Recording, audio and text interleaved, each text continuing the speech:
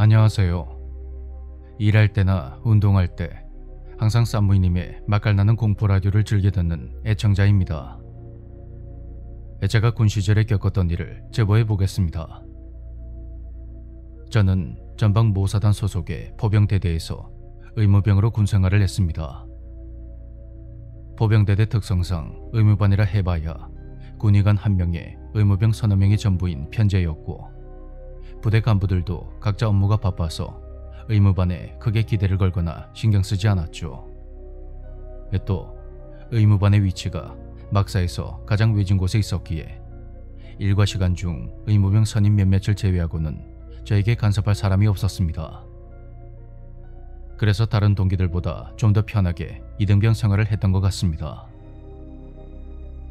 의무반에는 환자용 침대가 따로 없었고, 훈련소에서 쓸 법한 구식 관물대 몇 개를 입원실 용도로 썼는데, 솔직히 입원실이라기보다는 다른 용도로 더 많이 쓰였습니다. 보통 낮에는 일과를 피하기 위해 모여드는 꾀병 환자들의 쉼터로, 밤에는 오대기 소대장 역할을 하는 간부들의 숙소로 주로 쓰였으니까요.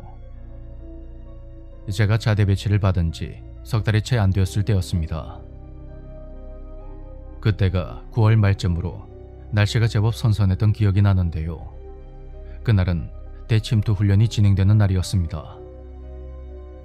포병 특성상 대침투 훈련이든 국지도발 훈련이든 그 강도가 세진 않았고, 저는 그날 야간 경계근무 대신에 의무대 입원실에서 환자를 지키는 의무 취침 업무로 투입되었습니다. 그렇게 환자들 잠자리를 살피고 있는데, 저녁을 코앞에 둔 말년 의무병과 갓 임관한 초임 소위 2명이 입원실을 찾아왔더군요. 입원실 평상에 앉아있던 초임 장교들은 제 선임들에게 부대 분위기는 어떠냐, 훈련은 어떤 걸 하고 있냐, 이런 실무에 대한 것을 물어봤고, 그러다가 자정이 다 되었을 때 모두 입원실에 누워 취침에 들어갔습니다. 선임은 생활관으로 올라가고, 의무반에는 저와 환자 2명, 그리고 초임 장교 2명이 나란히 누워 있었죠. 그런데 막 잠이 들려는 순간 누군가 제 발을 툭툭 치는 겁니다. 군필자분이라면 아시겠지만, 훈련소에서 다음 불침번을 깨울 때 동기의 다리나 발을 툭툭 치는 바로 그 느낌이었습니다. 이등병으로 소위 군기가 바짝 들어있던 저는 바로 상체를 일으키며 관등 성명을 복창했고, 눈을 부비며 입원실 문 쪽을 바라보니 군복 차림에 노란색 당직사관 완장을 찬 누군가의 모습이 보였습니다. 이병 김민수, 환자 발생했습니까? 무슨 일입니까? 하지만 그런 제 물음에도 그는 대답은커녕 미동조차 없었고, 전 급히 일어나려고 몸을 돌렸습니다. 그러자 제 눈앞에는 군복에 완장을 차고 있는 그 사람의 하반신이 보였고, 전 속으로 당직사관이 급한 일이 있어서 입원실 위까지 올라왔나 보다 하고 생각을 했습니다. 지금 일어나겠습니다. 아저씨. 그때 저의 우렁찬 목소리에 옆에서 자고 있던 환자가 깨서 저를 불렀습니다. 아저씨, 뭔 일 있어요? 갑자기 왜 일어났어요? 예? 정신을 차려보니 그 남자는 온데간데 없었고, 시계를 보니 자리에 누운 지 1시간도 지나지 않은 상태였습니다. 사람들은 저놈이 오밤중에 왜 저러냐 하는 눈빛으로 절 바라보고 있었고, 저는 긴장한 상태에서 잠결에 헛것을 본 거라며 대수롭지 않게 넘겨버렸죠.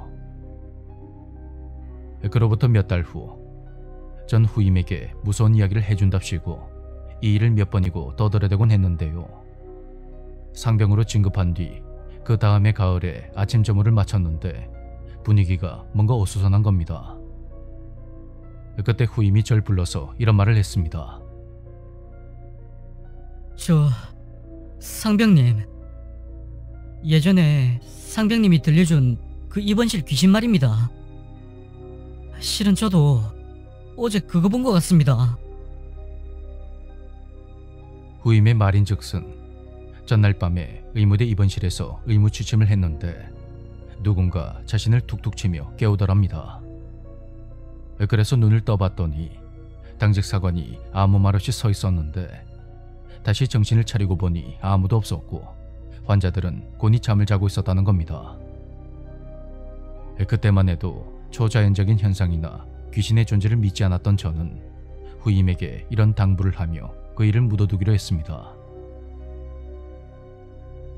마, 그건 내가 해준 이야기 때문에 괜히 착각한 거 아이가? 네가 많이 피곤했는갑지? 아, 그렇습니까? 그래 임마. 네 다른 애들이 이런 소리 들으면 괜히 또 말 나오니까 그거는 니랑 내랑 둘이만 알고 있는 걸로 하자. 알았지? 하지만 그 일 이후로 의무대에 혼자 있거나 의무 취침을 해야 하는 날이면 저도 모르게 뭔가 신경이 곤두서곤 했었죠. 다시 시간이 흘러 드디어 저의 저녁이 다가왔고 그 무렵에 군 의료사고와 관련하여 사단 의무대이야 연대와 대대의 의무대에서는 입원 환자를 수용하지 말라는 상급부대의 지시가 내려왔습니다. 또 사단장님이 대대에 방문했을 때 의무반이 너무 칙칙하다고 지적한 것이 문제가 되어서 아예 의무대 전체를 리모델링하게 되었습니다. 저는 고민 끝에 리모델링 작업을 도와주던 행정보고관에게 가서 제가 겪은 일을 슬쩍 털어놨습니다. 그런데 그래? 김 병장 네가 말한 그때가 9월 말이가? 예, 맞습니다. 그 외에 당직사관 완장이 지금 쓰는 찍찍이 아니고 구식 느낌 아니더나? 예, 맞습니다. 금마 구식 개구리 전투복 입었더제? 예, 어떻게 하십니까? 아휴, 그게 말이지. 그렇게 보국관은 놀라운 이야기를 들려줬습니다. 보국관이 부대에 온 지 얼마 되지 않았을 무렵에 어떤 신임 하사가 전입을 왔다고 합니다. 보국관이 기억하는 그는 열정이 넘치고 순박한 사람이었다고 하는데요. 그 당시만 해도 병사들 간의 가혹행위와 부조리가 만연했다고 합니다.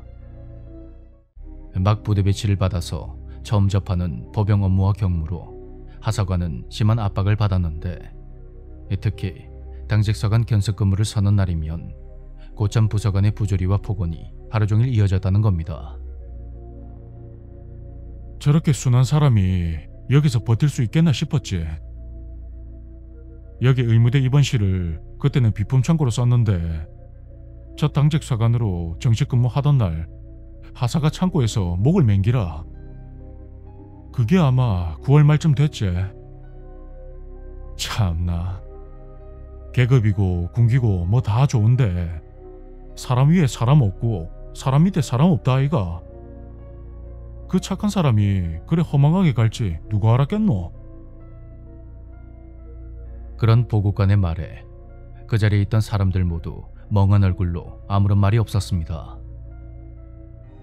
며칠간의 리모델링 작업으로 의무대는 한결 환하고 깨끗한 곳으로 새 단장이 되었고 대대 의무대의 입원 금지 지시로 인해서 입원 환자는 물론 의무 취침을 해야 하는 의무병도 사라지게 되었죠. 하사님, 이번 생의 괴로운 일은 부디 잊으시고 그곳에서 영면하시길 빌겠습니다.